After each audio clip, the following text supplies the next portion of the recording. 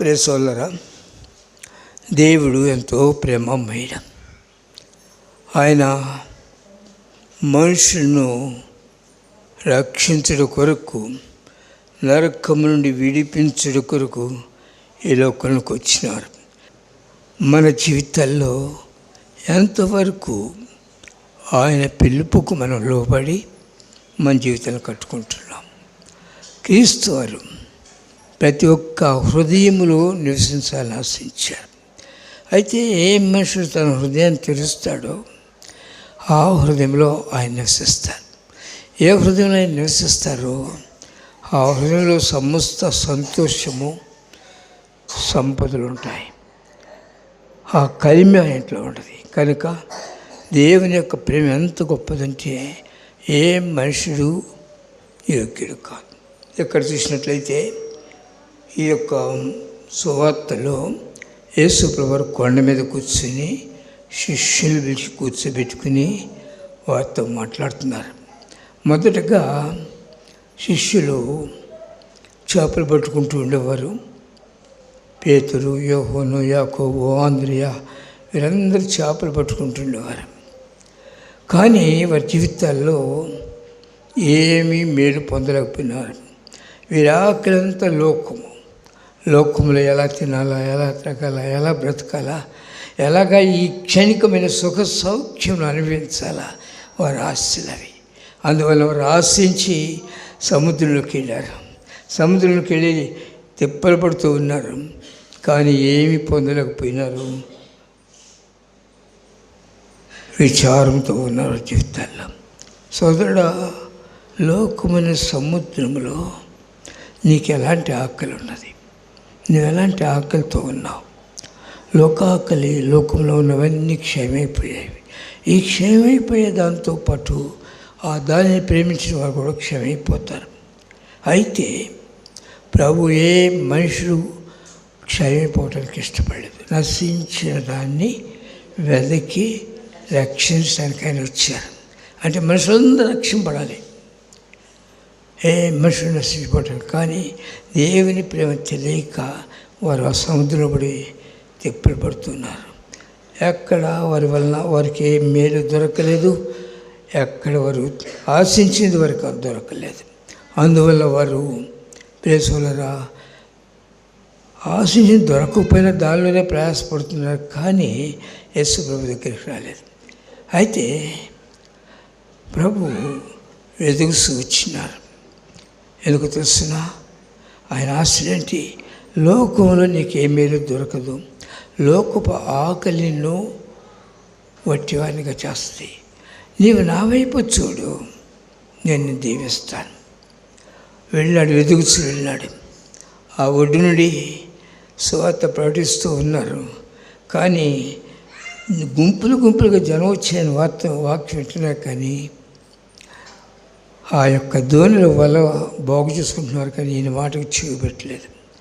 ఎప్పుడైతే ఒక మనుష్యుడు లోకపాసుతో ఉంటాడో, లోక ఆకలితో ఉంటాడో అతడు దిమ్మరింపబడతాడు. ఎందుకంటే శత్రువు దిమ్మరిస్తాడు.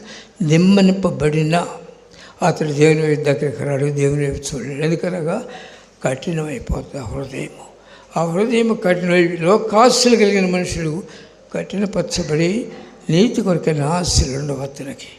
అయితే ప్రభువు ప్రేమించి వారి దగ్గరికి వెళ్ళి వారి దోళ్ళు అడిగిపెట్టినారు.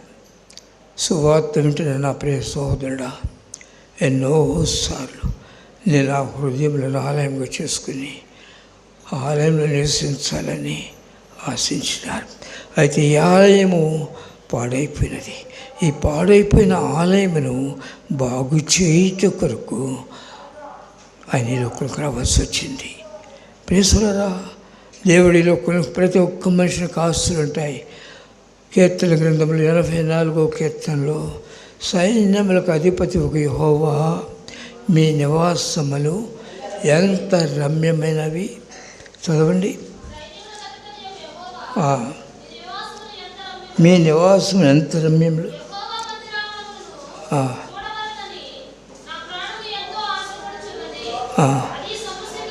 దేవుని చూడవలను, దేవుని మందిరంలో ఉండవలను ఆశిస్తూ ఉంది రక్షింపబడిన వారి యొక్క ప్రాణం, ఆత్మ.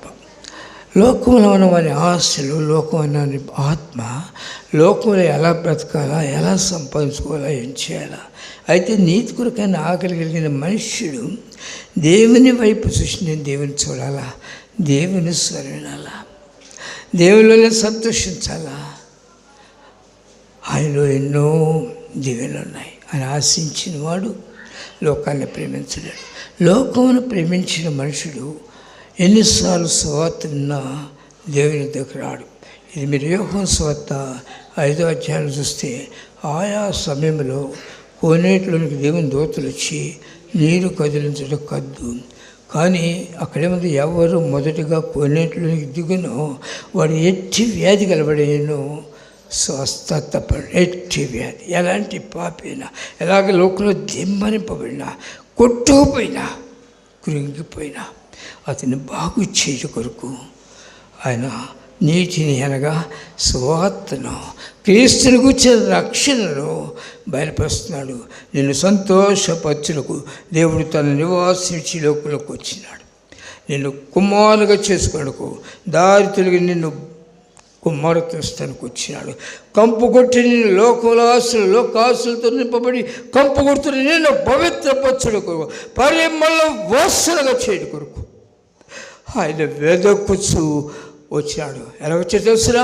తనకున్న నివాసం విడిచిపెట్టినారు, తనకున్న ఆ యొక్క సంతోషాన్ని విడిచిపెట్టినాడు, తనకున్నటువంటి ఆ సర్వాధికారం విడిచిపెట్టి దాసునికి లోకులకు వచ్చినాడు. ఇది క్రిస్మస్, క్రైస్తవత్వం. క్రిస్మస్ అంటే ఆర్భటాలు కాదు.